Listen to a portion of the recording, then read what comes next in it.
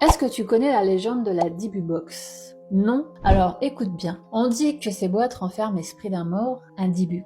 Une âme tourmentée piégée entre deux mondes qui s'accroche à un objet ou à quelqu'un. Et tant qu'elle reste fermée, tout va bien. Mais le jour où quelqu'un l'ouvre, l'esprit se libère. Et là, les ennuis commencent. Mais voici la vérité. En 2003, Kevin Manis, antiquaire à Portland, achète une vieille boîte lors d'une vente de garage. Il décide d'inventer une histoire pour la vendre sur eBay. Selon lui, la boîte appartenait à une survivante de l'Holocauste et contenait un Dybbuk.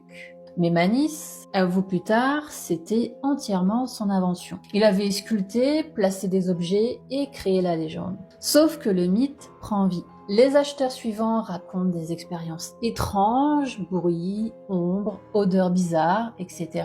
Et même un propriétaire, Jason Aston, crée un site sur la Dibu Box et l'histoire devient virale. Des centaines de milliers de personnes s'y intéressent. Et Hollywood s'empare du mythe. En 2012, le film Possession sort et il est inspiré de cette fameuse boîte. Et même le rappeur Post Malone aurait été lié à la Dibu Box, une vague de malchance après l'avoir touché.